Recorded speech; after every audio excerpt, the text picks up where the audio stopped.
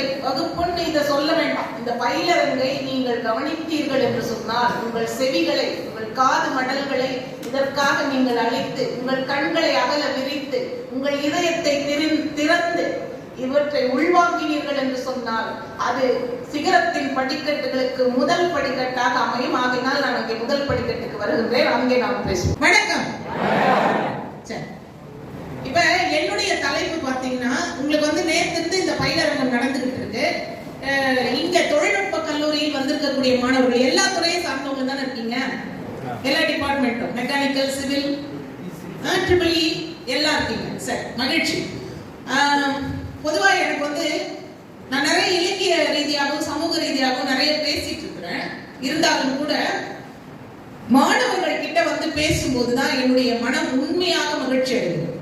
ஏன்னு கேட்டீங்கன்னா, என்னுடைய வயதை ஒத்தவர்கள், என்னுடைய வயதாக இருப்பவர்கள், பெரியவர்கள், இவங்க கிட்ட எல்லாம் போய் பேசும்போது அவங்க ஏற்கனவே கேட்ட செய்திகளா இருக்கும், நிறைய படிச்ச செய்திகளா இருக்கும். இன்னொன்னு, வாழ்க்கையில நிறைய இன்ப துன்பம் எல்லாத்தையும் பார்த்து வந்தவங்களா இருப்பாங்க. அதனால நம்ம சொல்றத ஆமா ஆமா அப்படிதான், எனக்கு கூட அப்படிதான் நடந்துச்சு, இப்படிதான், இந்த அம்மா சொன்ன பிறகு என்ன நடக்க போகுது, நான் பட்ட கஷ்டம் யாருக்கு தெரியும், இப்படிலாம் நினைச்சிட்டு இருப்பாங்க.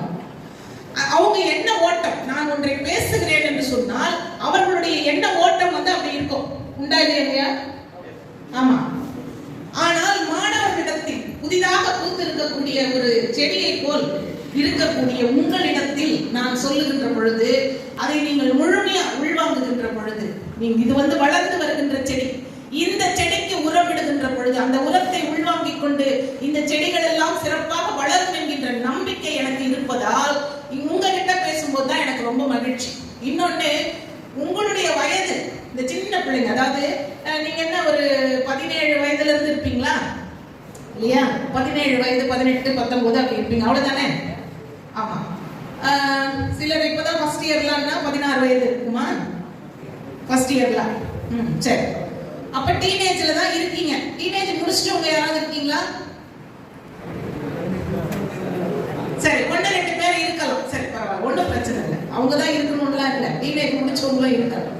சரி, அப்ப உங்களிடத்தில் பேசுகின்ற பொழுது ஏற்படுகின்ற மகிழ்ச்சி, உங்களுக்கு பயிற்சி தருகின்ற போது ஏற்படுகின்ற மகிழ்ச்சி தான் எனக்கு என்னுடைய வாழ்வில் எனக்கு மனநிறைவு தருகின்ற ஒரு நிகழ்வுகள் அப்படின்னு சொல்லும் பொழுது இதெல்லாம் தான்.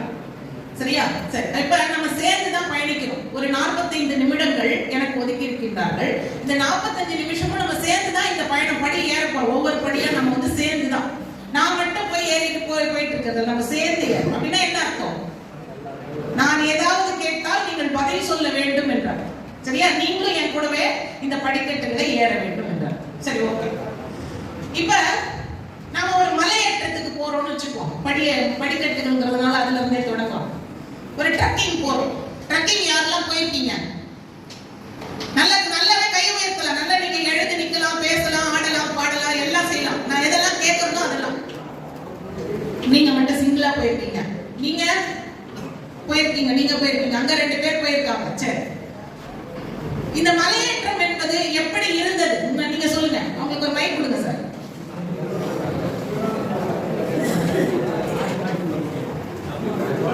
மலையேற்றம் ட்ரெக்கிங் போனவங்க மட்டும் அந்த பதில சொல்லுங்க. மத்தவங்க கொஞ்சம் அமைதியா சொல்லுங்க தம்பி. ட்ரெக்கிங் அனுபவம் எப்படி இருந்தது? சும்மா ஒரு வார்த்தை, 2 வார்த்தை, அவ்வளவுதான். சரி, கொடுங்க. இங்க முன்னாடி இருக்கிறவர் சொல்றாரு, கொடுங்க. இவருக்கு வாய்ப்பு ஒரு முறை தான் வாசலை தட்டும். சரியா? வாய்ப்பு ஒரு முறை தான் கதவை தட்டும். அப்பவே அதை பயன்படுத்திக்கணும். மலையேறும்போது நிறைய எல்லாருக்கும் சொல்லுங்க. நிறைய பாறை வெட்டுகள் இருக்கும், நிறைய மேலும் பள்ளமுமா இருக்கும். ஏறும்போது தண்ணி எல்லாமே ரொம்ப தாழ இருக்கும். நம்ம வீட்டுல இருந்தே தண்ணி எடுத்து முடியும். தண்ணி எடுத்துட்டு மலை மேல ஏறும்போது அந்த அப்படியே மலை தண்ணி நீரோட இயற்கை காட்சிகளை எல்லாம் பார்த்துட்டே இருப்பீங்க. ரொம்ப ஈஸியா இருந்துச்சா மலை ஏறுறது? ரொம்ப கஷ்டமா இருந்துச்சு. ஆனா மேல அந்த உச்சிக்கு போன உடனே எனக்கு அந்த சந்தோஷம் வேற எதுவுமே இல்ல. சரி, ஒரு போட்டோவை நீங்க எனக்கு வால்பேப்பர், ஒரு போட்டோவை வால்பேப்பரா நீங்க வச்சிருக்கீங்க. சரி, எந்த மலைக்கு போனீங்க? ஓட்டேரி மலை மேல. சரி, ரொம்ப மகிழ்ச்சி. இன்னும் ஏதாவது சொல்றதுக்கு இருக்காதுல்ல? சரி, நான் என்ன கேட்கிறேன், இப்போ பாதி தூரம் போன உடனே மூச்சு வாங்கும் இல்லையா? ரொம்ப கஷ்டமா இருக்கும். தண்ணி எடுத்துக்காம போயிட்டோம் அப்படின்னு சொன்னா ரொம்ப அந்த நேரத்துல திரும்பி போயிடலாம் அப்படின்னு தோணுச்சா? தோணல. ஏன் தோணல? எனக்கு அந்த உயரம் எனக்கு அந்த வார்த்தை ஆகணும்ன்ற ஆசை என்னுடைய. சரி, உயரத்துக்கு போயே ஆகணுங்கிற ஆசை இருந்தது, அதனால போகணும்ன்ற இறங்கணும்னு தோணவே இல்லை. ரொம்ப மகிழ்ச்சி. உங்க பேர் தம்பி? யோகேஷ். வந்தால கை தட்டி கொடுக்கலாமா?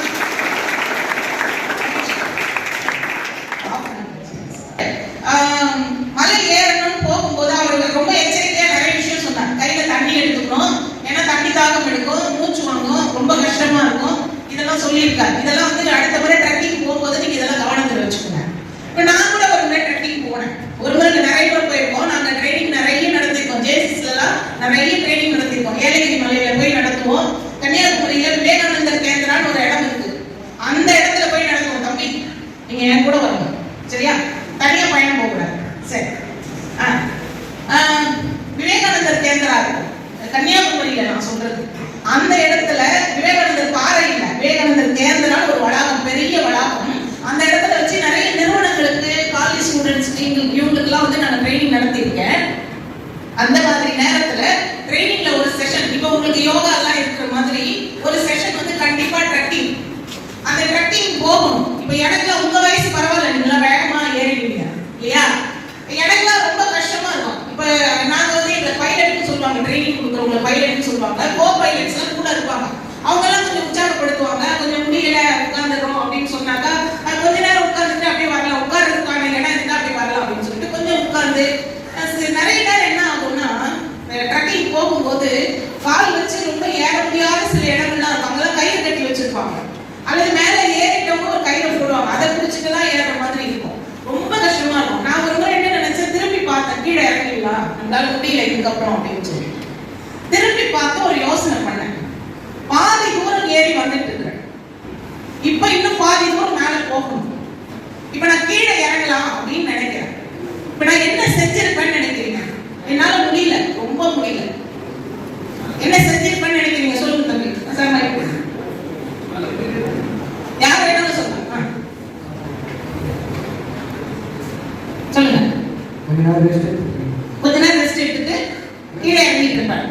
யோசிச்சு பார்த்துருக்கீங்க, கஷ்டப்பட்டு வந்து ஏறுறீங்க, இருக்கு நம்மளால முடியாது, நம்பிக்கை. ஓ சரி, மகிழ்ச்சி. நம்ம கரெக்டா சொல்லிருக்காரு. உங்க பேர் தம்பி? மனோஜ். மனோஜ் நல்லா கரெக்டா சொல்லிருக்காரு. வேற யாராவது? சரி,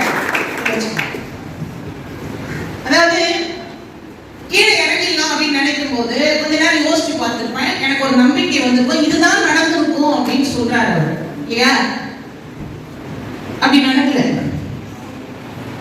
என்னால முடியவே இல்லை, இதுக்கப்புறம் ஏறவே முடியாது, நான் இறங்கிடுறேன் அப்படின்னு சொல்லிட்டு நான் உட்கார்ந்துட்டேன். எனக்கு கண்ணில் தண்ணியே வந்துச்சு. சார் நான் முதல்லயே ரொம்ப கஷ்டமா இருக்கும், வரமாட்டேன்னு சொன்னேன், என்னை கட்டாயப்படுத்தி கூட்டிட்டு வந்துட்டீங்க, என்னால முடியல சார், ஏன் சார் இப்படி படுத்துறீங்க, நான் ட்ரெக்கிங்லாம் வரலன்னு சொன்னேன், விடிய காலம் எழுந்துருச்சு, என்ன அவசர அவசரமா ரெடி பண்ண வச்சு இப்படி வர வச்சுட்டீங்கன்னு சொல்லி நான் அவரை கோச்சிக்கிட்டேன். கூட வந்து கோ பைலட்ஸ் எல்லாம் கோச்சிக்கிட்டேன். இல்லை என்னால முடியல.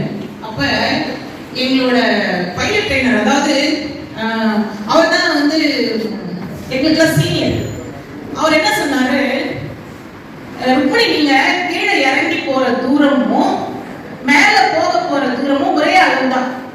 கீழே இறங்குறதும் அவ்வளவு சாதாரணம் கிடையாது இல்லையா?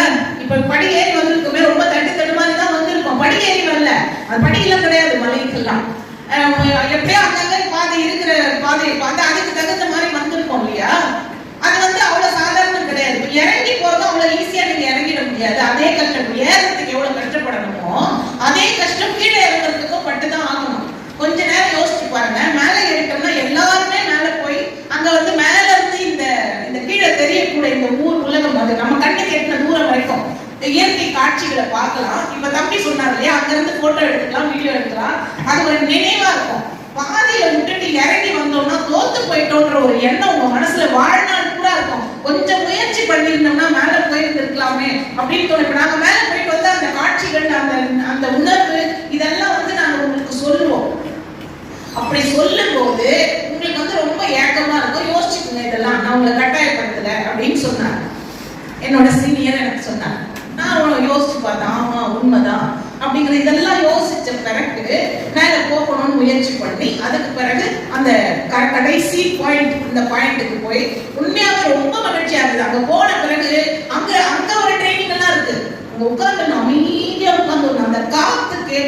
அந்த காற்றின் சத்தம், குருவி, அங்க வரக்கூடிய பறவை பட்சிகள் அதோட சத்தம், இதெல்லாம் ரொம்ப அமைதியா அங்க உட்கார்ந்து தியானம் பண்ண சொன்னாரு எங்க சீனியர். அங்க உட்கார்ந்து தியானம் பண்ண ஒரு அற்புதமான அனுபவம் அது. சரியா? இப்ப நான் ட்ரக்கிங்க பத்தி பேசுறதுக்காக வரல, அது ஒரு எக்ஸாம்பிளுக்காக நான் உங்களுக்கு இப்ப சொல்லியிருக்கேன். சரியா?